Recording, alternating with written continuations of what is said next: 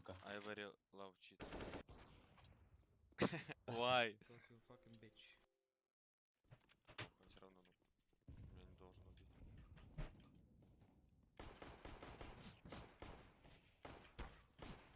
Есть плент. Плентя. Okay, when we go down, okay, Firebox. okay. Коннектор, да. Трон.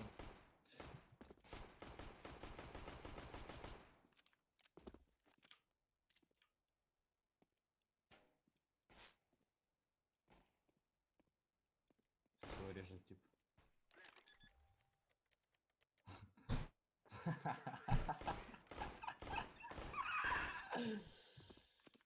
Зиг один. Давай идем. Нет гранат. Тип молотов на БД. Если спом играет. С тобой. В окне, кухня. Побитый.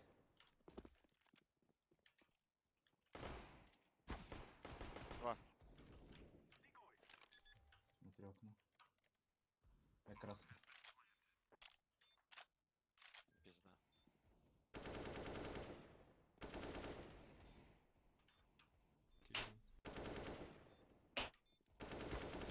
Не, красный. 17 хп. 17 HP. В зале садит сюда. Не, ну, ребят, XQC... А, это, за... конечно, Ну, предпоследний и предпредпоследний. Там где вы... Вниз на КС? Да.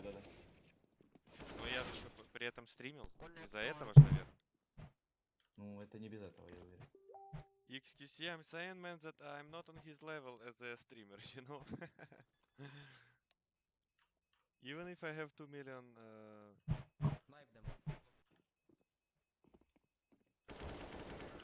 Twitch followers.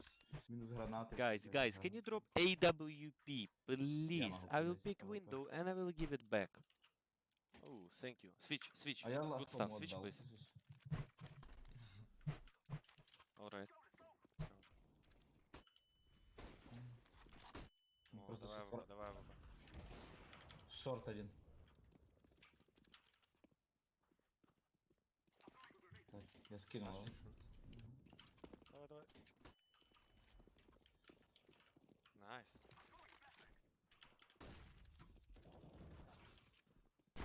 Я близко в коннекторе. Тихо окно. Бустану тебя? Не надо. Вернись аккуратно. Вернись. Голову. Ае. О, я впитал хае. Андер бежит уже с бэкплента. Пушит андер.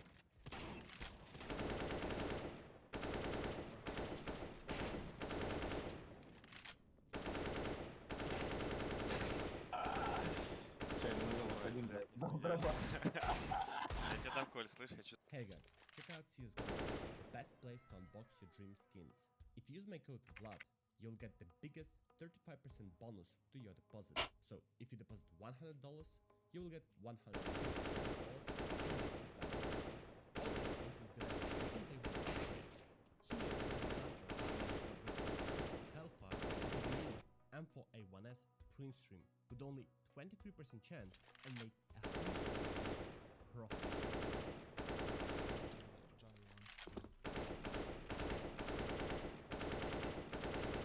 Ой. КТ. На пленте. 10 хп.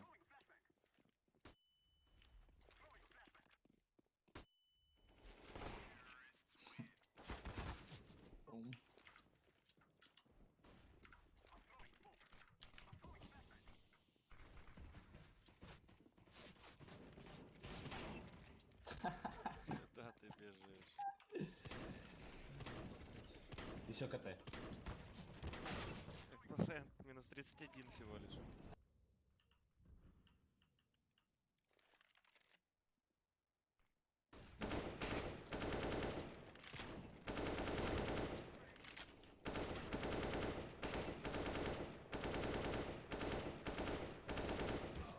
Ай, КТ. One city up. Let's rush B. One drop. AK. Sorry, what? AK. No smoke window of kitchen. And we go B. Ooh. Так, я в спине, он на ящике сверху. Понял. Он меня заметил, я его убил. Я упал. В голову должен быть.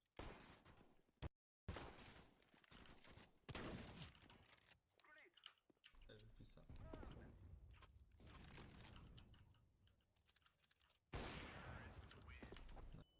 Блять, в шарте один. Ё-моё.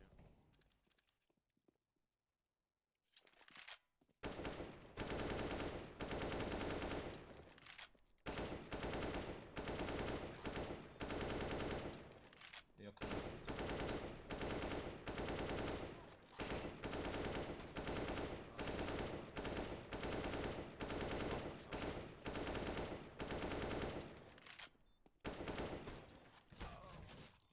One B up, one side. Left side. Bomb for sure. Nice. Ой-ой-ой. Я опа.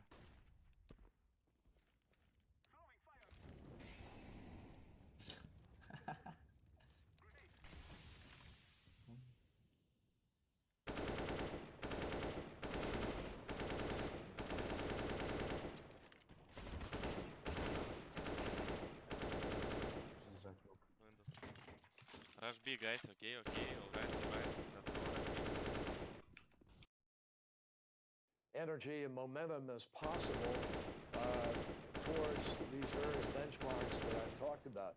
And it's only, I mean, it's proof will be in the pudding. We're going to have to show people that we've got a strong NDC. We're actually implementing, passing legislation, and we're moving forward in a collegiate manner with other countries around the world. First, I have to talk to Australia. We had a very good conversation. Australia has had some differences with us. We've not been able to get on the same page completely. That was one of the problems in Madrid, as you recall, together with Brazil. Well, I've reached out to Brazil already. We're starting to work on that. My hope is that we can build some new coalitions and approach this hopefully in a new way. Well, that's exciting, and I do agree with your statement earlier that the COP26 conference in Glasgow this fall it may be the world's last best chance. I like your phrase there.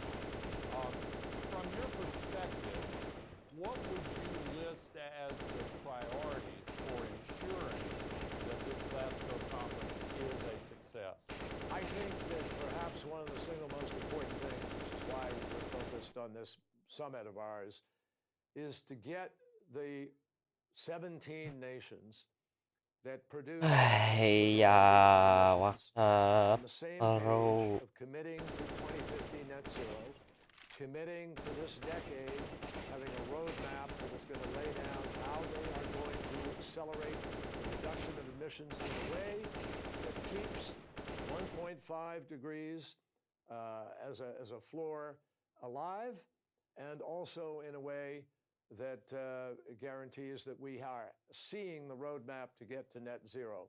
I will personally be dissatisfied and disappointed if for our children's sake and our grandkids' sake, we can't say that when these adults came together to make this kind of a decision, we didn't actually make it. We've got to make it.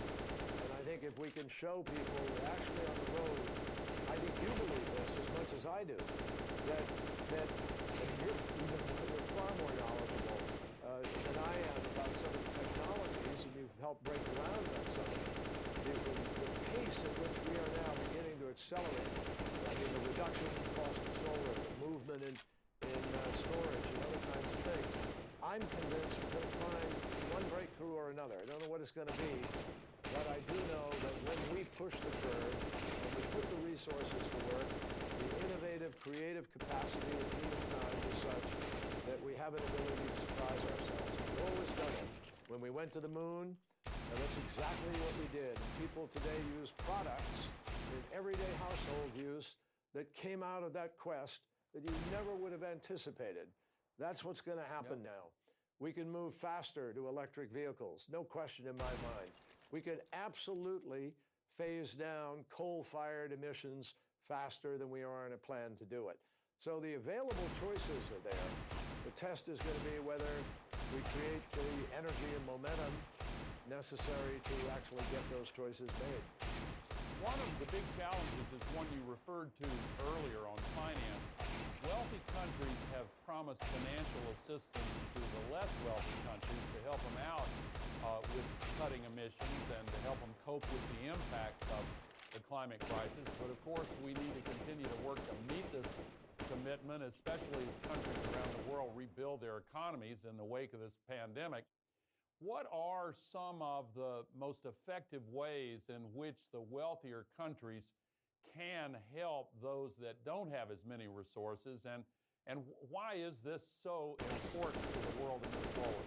Let me answer the last part first. It's so important because it's the only way we're going to get there. I don't believe that any government has either the money or the inclination to be able to do what's necessary here. I believe the private sector, particularly driven by venture capital investment, by the quest to be able to create a product that then can help create wealth and actually provide a benefit to humankind, drives a lot of things that we've done all through history. And I don't think it'll be any different now. I think the question is, can we pull together enough nations to leverage a uniform approach to the judgment about the kinds of investments that are being made? And I believe that if we can standardize to some degree with disclosure requirements, which Janet Yellen is now seized of that issue, and Europe, there are folks working on that, and the European Commission elsewhere. If we could actually find a way to come together and harmonize some of those definitions, and the marketplace begins to make those judgments as they qualify risk, looking way out. Risk, because of climate crisis, for investing is very, very real. And we all understand that. We spent $265 billion in America 2 years ago just cleaning up after 3 storms, Maria, Harvey, and Irma. And that's crazy. We spend $265 billion to clean up after the storms, but we can't put $100 billion together for the Green Climate Fund. That's what this year has to be about. We got to break that cycle. And I think business, I'm convinced of this. A lot of people will doubt me and say, have I lost my mind? But I'm convinced the private sector is going to be critical, if not the key, to helping to make this happen. And that will leverage other money. I've talked to the IMF. We'll be talking with the World Bank. We're going to try to bring together our own Finance Development Corporation in America. All of these things can help leverage investment into the sectors that can make the greatest difference to the rapid reduction of greenhouse gases. And I think people are going to get very excited about where this money is going to go and how much there's going to be. And my hope is, in a matter of weeks, to be in a position to make a couple of announcements with respect to that could be helpful in building some of this momentum. Well, that's great. Sounds like some major news coming in a couple of weeks. And just one example on the example you used to point about business. I have a friend in Australia, Mike Cannonbrook, building a long undersea cable from the Northern Territories of Australia to take renewable electricity to Singapore. You have made the point about the need for the U.S. to approach this with humility a number of times.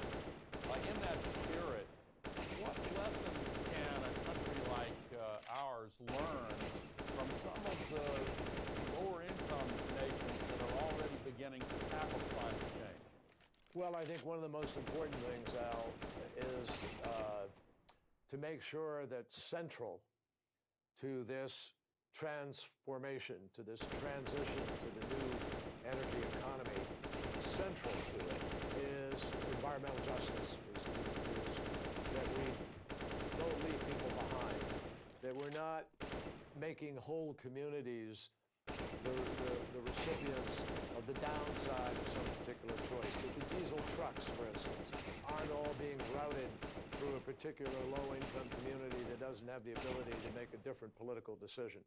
I think it is vital for the developed world to recognize that there are nations, 138 nations or more, way below 1% in terms of emissions. And they're looking around, some of them like Tommy Ramengensau, the president of Palau, who no longer can consider adaptation. He's got to figure out where his people are going to go live, as do other very low-lying areas in the ocean. So that impact on people is really not known by the vast majority of people who live pretty good lives in a lot of countries in the world.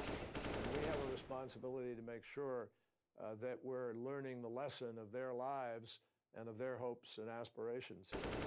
Couldn't agree more. And here in the U.S., if we had paid more attention to the differential impact on black, brown, and indigenous communities, we would have had a better early warning of what the whole country was facing. But let me shift subjects and ask you about China. I know that you are close friends with Xi Jinping, as I have been over the years, and I was very happy when he was brought out of retirement to play the lead role for them. But the U.S. is now in the middle of a somewhat contentious relationship with China. But successfully solving the climate crisis is going to require collaboration between the U.S. and China. We're the two biggest emitters and the two biggest economies. How can this collaboration be shaped in your view? I know you played a role, as Joe Biden did before the Paris Agreement, in getting our two countries together. Can we do that again? I hope so. I really do hope so, Al. As you just said, if we can't, I mean, if we don't get China to be cooperating and partnering with the rest of the world on this, we don't solve the problem. And we, unfortunately, we see too much investment in China right now, in coal still. We've had some conversations about it. I was on a panel with Xi Jinping several months before the election at the University of California, and we had a very constructive conversation. My hope is that will continue and can continue, and that China will be just as constructive, if not more so, in this endeavor than they were in 2013 as we began the process to build up to Paris. Well, that relationship is absolutely crucial. But in order to cover all the ground I want to cover here, let me shift again and ask you, what role do you expect that big corporations and also smaller businesses will play in moving this green transition forward? I think they're the biggest single players in it. I mean, governments are important, and governments can and have made a difference with tax credits. For instance, our solar tax credit made an enormous difference, and it will make one going forward. And even in the middle of COVID, we've been able to hold on to that. But we need to grow those kinds of efforts. But in the end, it's not going to be government cash that makes this happen. It's going to be the private sector investment that is coming in because it's the right thing to do, because it's also smart investing. And the truth is, you can talk to many of the, and you're one of the investors actually, Al. You and others have proven that you can invest in this sector of dealing with climate or environment or sustainability, whether it's ESG or it's pure climate. There are ways to have a good return on money. And during the last couple of years, we had something like $13 to $17 trillion sitting in parked banking situations around the world in net negative interest. In other words, they were paying for the privilege of sitting there, not invested in something. And so I think there's just a massive opportunity here. And most of the CEOs I'm talking to, at least now, are increasingly aware of the potential of these alternatives. And you were an early, I don't know if you invested in it or not, but I know you're involved with Tesla or have been. I mean, Tesla is the most highly valued automobile company in the world, and it only makes one thing: electric car. If that isn't a message to people, I don't know what is. I wish I had invested in Tesla, John, but I'm a huge fan of Elon Musk and what he's doing. I'm also a huge fan of Greta Thunberg, and I'm just curious what you think in practical terms is the real impact for change coming from these youth movements like Fridays for the Future. I think it's been gigantic and spectacular. And in the best traditions of what young people do and have done historically. I mean, as you recall, in America at least, in the 1960s, it was young people who drove the environment movement, the peace movement, the women's movement, the civil rights movement, and they were willing to put their lives on the line. And Greta has been just unbelievable in the way in which she has held adults accountable. And it has created this wonderful movement. I've met so many young people, many of whom have worked in one fashion or another with me in the last few years, who were brought to it from Fridays for the Future, or from the Sunrise Movement, or, it's all that focused, youthful idealism and energy, and it demands to be heard. And I think all of us, we should be ashamed of ourselves that we have to have people who were then 16 or 15 not going to school to get our attention. I mean, what the hell is the matter with adult leadership that's not leadership at all? So I salute her and all the young people who put themselves on the line.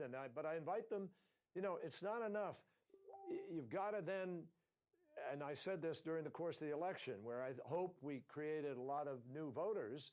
And I think environment, specifically climate crisis, became a real voting issue this year, just as it was back in the 1970 when we created the EPA and the Clean Air Act and a host of things. And it proves that that kind of activism is necessary. And I hope we're going to keep young people at the table here and finish the job. That's the key now. Yeah, I couldn't agree more. And another big movement that's having an impact is the environmental justice movement. You referred to it earlier, and I'm so glad that President Biden is putting environmental justice at the heart of his climate agenda. It might be good if I could ask you to just take a moment and tell people why that is such an important part of this issue. Well, I think it's an important part of this issue for many reasons. The most basic is just moral, what is morally right, and how do you redress a wrong that has for too many years held people back, killed people by virtue of disease or other things, and resulted in a basic inequality and unfairness in society. And I think you share a feeling, as I do, Al, that the fabric of a nation is built around certain organizational principles. And if you're holding yourselves out as a nation to be one thing, i.e., equal opportunity and fairness and all people created equal and equal rights and so forth, if that's what you hold out there and it isn't there, eventually you get such a cynicism and such a backlash built up into your society that it doesn't hold together. To some degree, that is what we're seeing around the world today, is this nationalistic populism that is driven by this heightened inequality that's come through globalization that has mostly enriched already fairly well-off folks. And so if it's the upper 1% that's getting all the benefits and the rest of the world's struggling to survive, and they also have COVID, and then you tell them we got to do this or that in terms of climate, you're walking on very thin ice in terms of that sacred relationship between government and the people who are governed. It's not just an American phenomenon. You see it in Europe, you see it in alternative movements in various countries, and I think it is the great task of our generation not only to deal with climate, but to restore a sense of fairness to our economies, to our societies, to our world. And that is part of this battle, I think. Yeah, I agree. And another common source of opposition to what governments are doing now has to do with the fear, both in the U.S. and elsewhere, on the part of some, that jobs might be lost in this transition toward a green economy. You and I both know that a lot of jobs are going to be created, but let me put the question to you. How can we approach this green transition in a way that lifts everyone up? That is one of the most important things that we need to do, Al. And we can't lie to people. We can't say that some of the dislocation doesn't mean that a job that exists today might not be the same job in the future, and that person has to go through a process of getting there. And we need to make certain that nobody's abandoned. We need to make certain that there are real mechanisms in place to help folks be able to transition. And I just spoke the other day with Richard Trumka, the head of the American Federation of Labor, and he's been very focused on this, and we agreed to try to work through how do we integrate that into this transitional process so that we're guaranteeing that you don't abandon people. Now, one of the things we need to do is go to the places where there have been changes and there will be change. Southeastern Ohio, Kentucky, West Virginia. If the marketplace is making the decision, and by the way, it's not government policy, it is the marketplace that has decided, in America at least, not to be building a new coal-fired plant.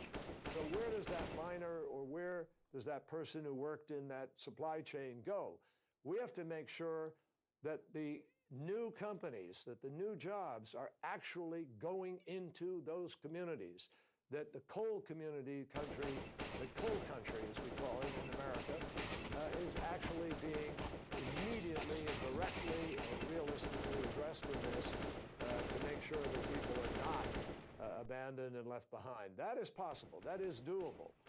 Historically, unfortunately, there have been too many words and not enough actually implementation and process. I think that can change, and I'm going to do everything possible in my ability to make sure that we do change it.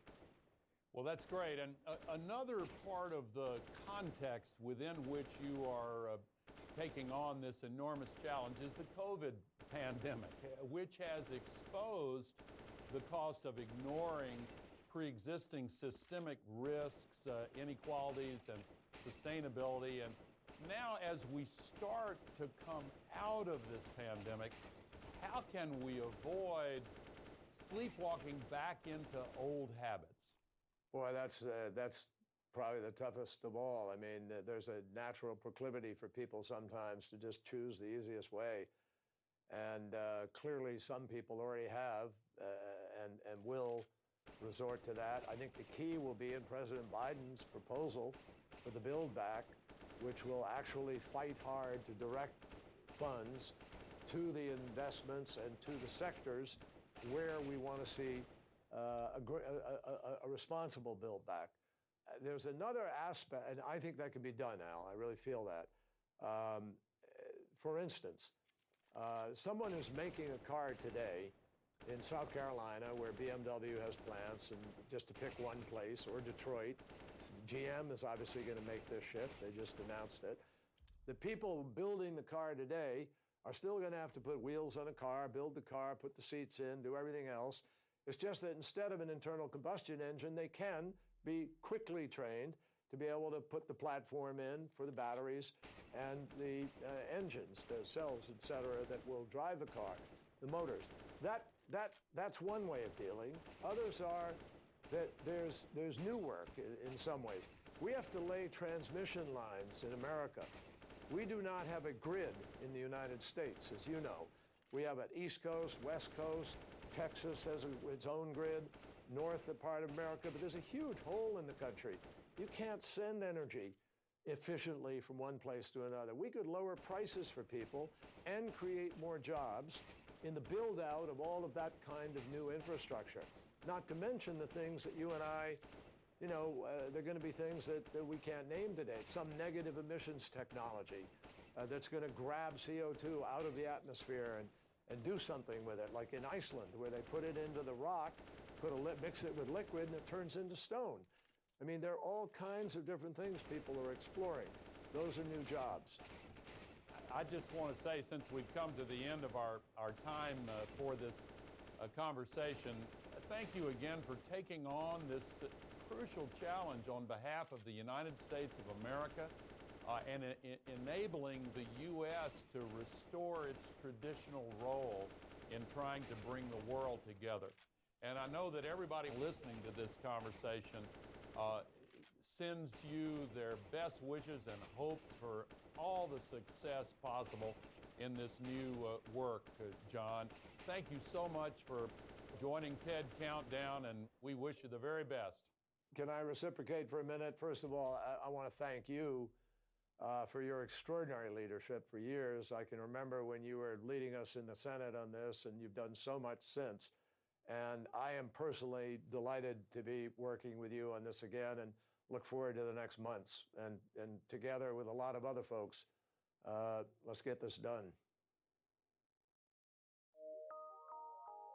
PRX.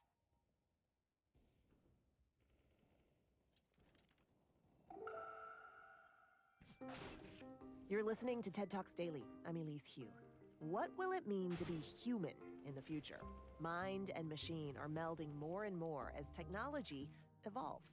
In her 2020 archive talk from TED at Wells Fargo, writer Rebecca Nill, who calls herself a cyborg, will explain how the blurring lines between man and machine have already meant huge breakthroughs for the deaf. My name is Rebecca, and I'm a cyborg.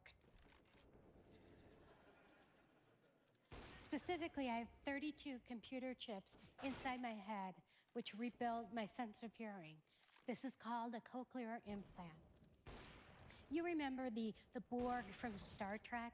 Those aliens who conquered and absorbed everything in sight?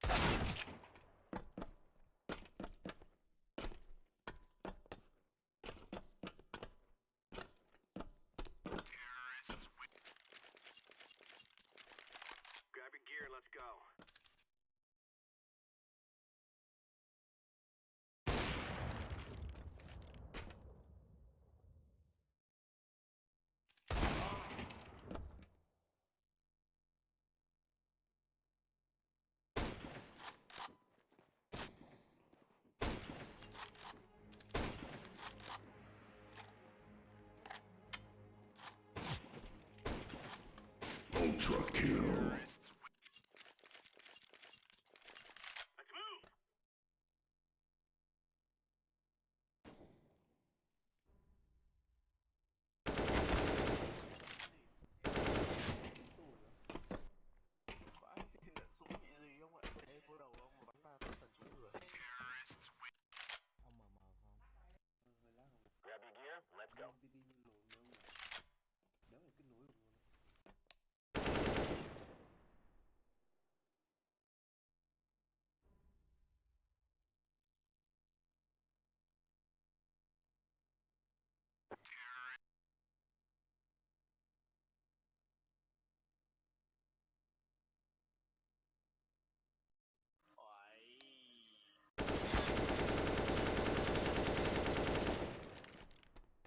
Ông nào bắn kết bạn với tôi đi.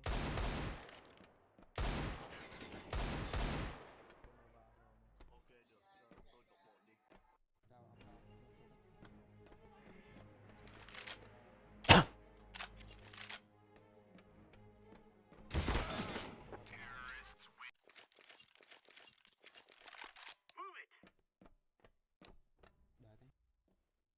Đợi tôi tí, tôi nốt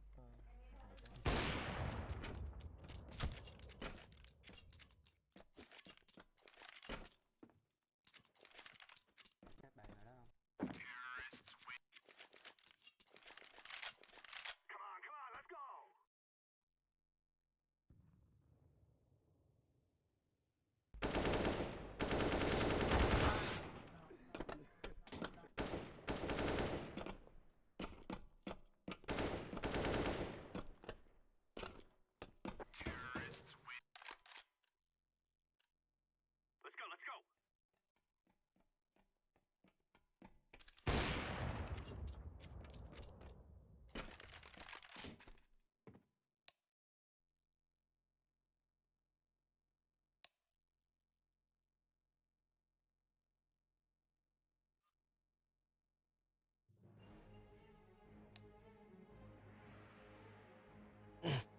Ultra kill.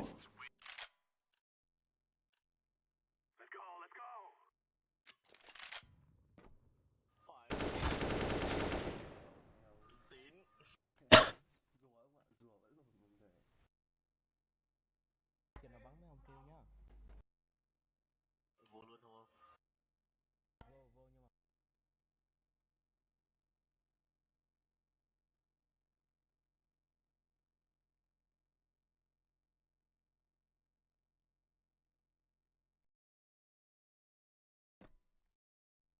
Vãi lồn đéo thế mà đéo vào mồm, đéo hiểu. Vãi lồn thì mà ông phải máy tôi ông đang trôi chẳng lồn.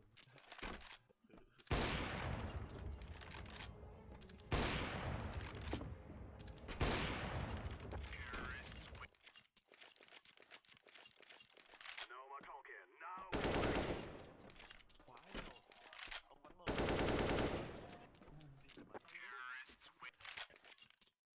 Toàn hack như bắn đéo.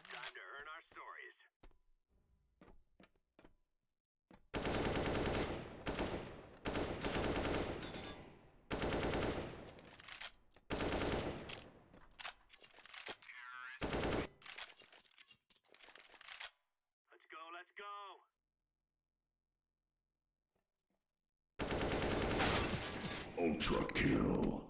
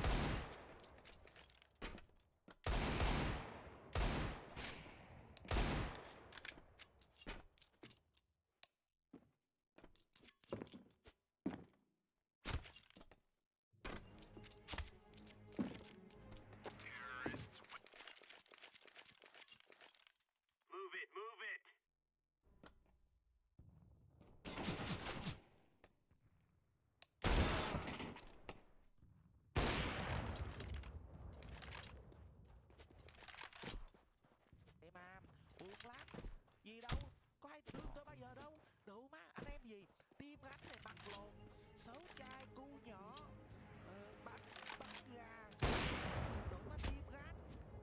Eo hiểu, những cái tính từ một có thể nói là tôi đẹp trai. Move it, move it.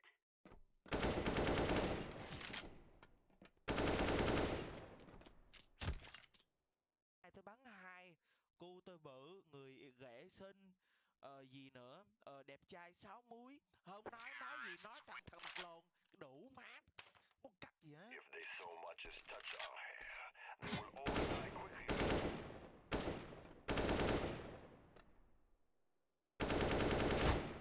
Terrorists win. Go, go, go.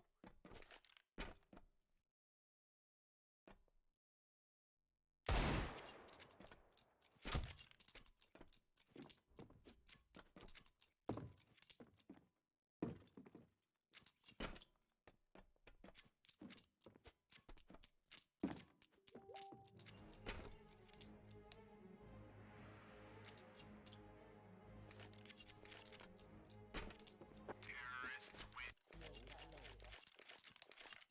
Move.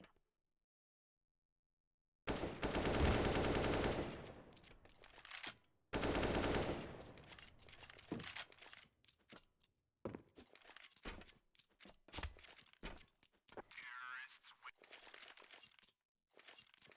Let's go, let's go, let's go.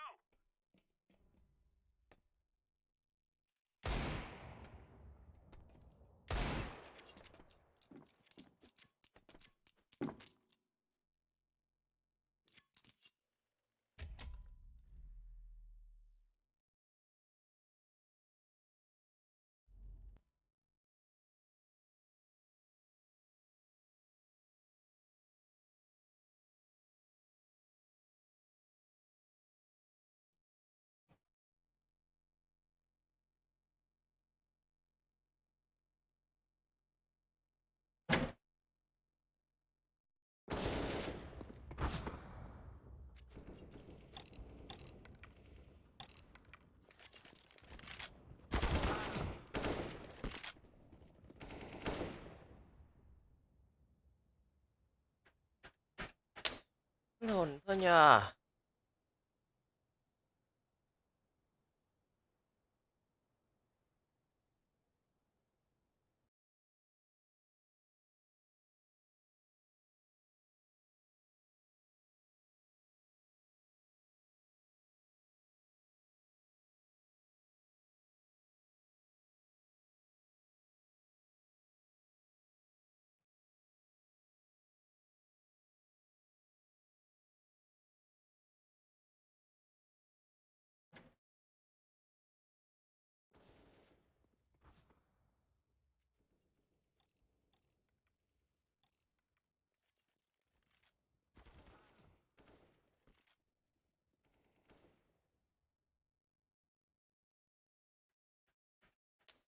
Hồn thôi nhờ. After 3 storms, Maria, Harvey, and Irma. And that's crazy to spend $265 billion to clean up after the storms, but we can't put $100 billion together for the Green Climate Fund. That's what this year has to be about. We got to break that cycle.